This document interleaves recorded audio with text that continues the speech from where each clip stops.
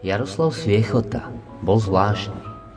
Na prvý pohľad dôstojný muž, rozvážny, kultivovaný.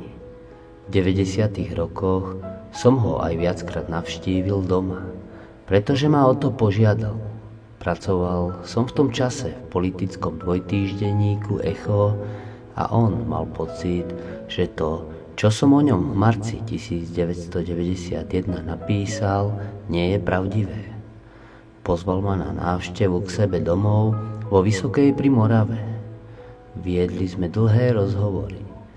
Mal taký tik, vždy, keď som mu položil otázku, pozrel mi do očí a potom mu oči stále skákali niekde po stenách. Spýtal som sa ho, či má problém pozerať sa do očí. Povedal, že nie a potom zase na stenu. Niečo mi tvrdil a ja som si to potom vždy preveroval. A nikdy to nebola pravda. Keby u nás poctivo fungovala verejná správa, štátni úradníci by boli pod ochranou štátu, neboli by korumpovateľní, zodpovední a svedomití v službe. Prešli sme však z komunistického režimu do takmer absolútneho uvoľnenia, kde neplatili prakticky žiadne pravidlá.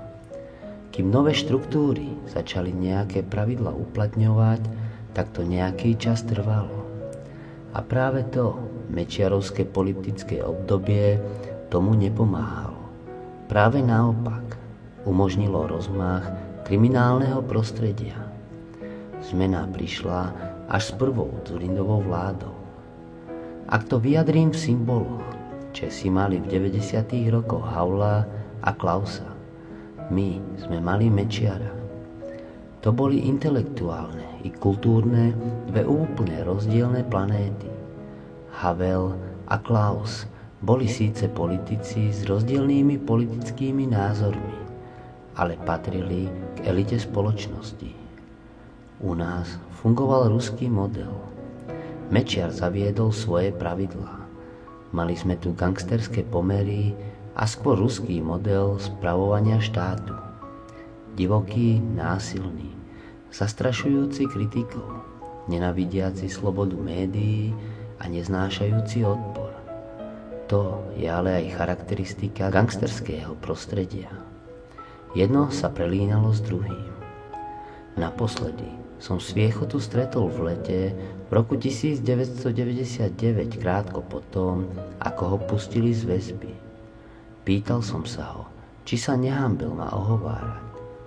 Mal som totiž nahrávku, ktorú mi poslal istý bývalý príslušník EŠTB, ktorého Sviechota verboval do Slovenskej informačnej služby a popri tomu sa opakovane zmienil o mne ako o škodnej.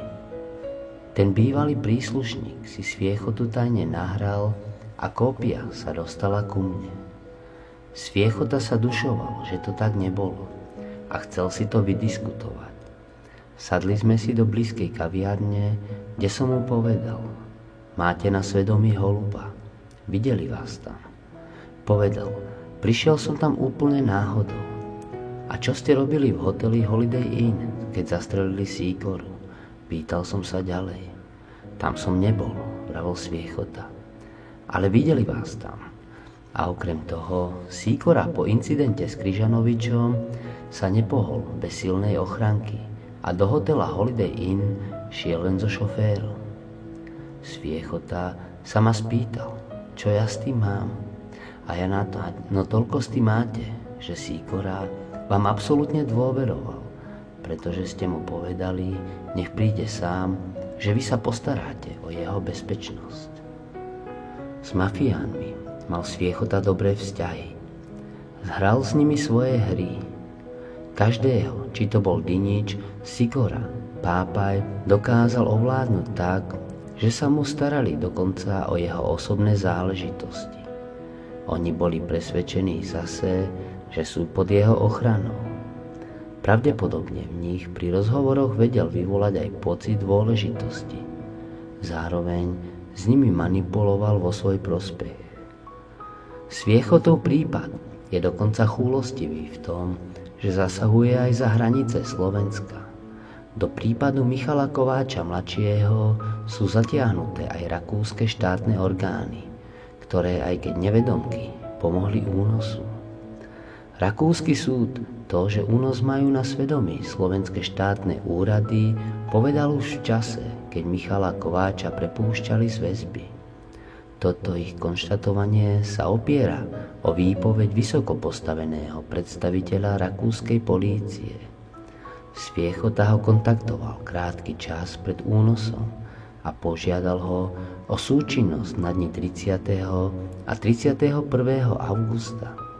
Sviechota od nich chcel iba toľko, aby na tie dni mohli prechádzať cez slovensko-rakúske hraničné priechody vozidlá, ktoré budú na zozname, bez nejakých komplikácií. Tam a naspäť. A naozaj, z vyšetrovacieho spisu, ktorý viedli Rakúšania a ktorý sa mi dostal do rúk, bol na 30. a 31. augusta na všetkých troch priechodoch so Slovenskom zvláštny režim. Presvedčil ich vysvetlením, že budú nacvičovať akciu zameranú na boj proti terorizmu. Bolo to o vzájomných partnerských vzťahoch. Nič zvláštne. A keď tento rakúsky funkcionár zistil, čo sa stalo 31. augusta podvečer, že v Heimburgu našli syna slovenského prezidenta, porovnal si zoznam vozidiel, ktorý dostal z ŠPZ Kovačovho Mercedesu a našiel ho na zozname. Pochopil, že bol podvedený, preto hneď na druhý deň inicioval stretnutie so Sviechotom. A tam mu vynadal. Sviechota mu na to odpovedal niečo v tom zmysle: veď ste nám pomohli, vedeli ste, do čoho idete. Čo mali Rakúšania urobiť? Priznať sa, že sa nechali podviesť nejakými eštebákmi z východu. Mali by hanbu na celom svete. Tento fakt sa však premietol do rozsudku vyššieho krajinského súdu vo Viedni, ktorý v ňom konštatoval, že syna slovenského prezidenta zavliekli do Rakúska slovenské štátne orgány. Sviechota sa stal po revolúcii riaditeľom expozitúru Úradu na ochrany ústavy a demokracie s pôsobnosťou na Slovensku.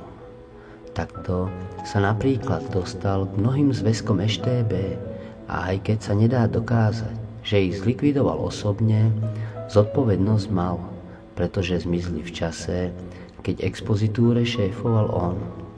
Mečiarov zväzok sa nenašiel, aj keď ho tam vtedajší šéf Federálnej archívnej služby Ministerstva vnútra v marci videl.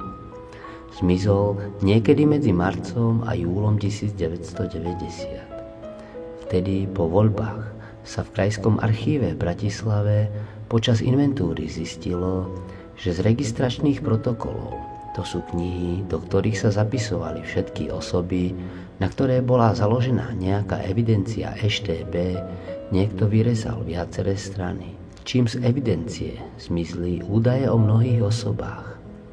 Po čase sa našla tzv. Blokačná karta na meno Vladimír Mečiar a registračné číslo na nej súhlasilo s číslom, ktoré bolo na jednej z vyrezaných strán.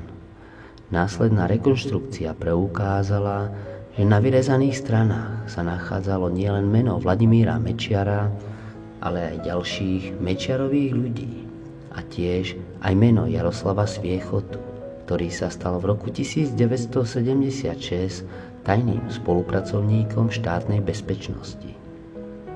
Mečiar nebol evidovaný ako spolupracovník ŠTB, len ako mi povedal vtedy bývalý okresný náčelník v Trenčíne ako kandidát tajnej spolupráce. Lenže trenčiansky operatívec ŠTB kapitán Horňák, ktorý založil zväzok na Mečiara v kategórii kandidáta tajnej spolupráce, sa s Mečiarom kamarátil, čo bolo všeobecne známe, veď mu pomáhal opravovať chalupu v Dolnej Porúbe. Takže z toho sa žiadna tajná konšpiratívna spolupráca vyvinúť nedala. Po asi roku putoval zväzok preto do Krajského archívu v Bratislave, kde bol uložený až do toho inkriminovaného času medzi marcom a júlom 1990, kedy zmizol.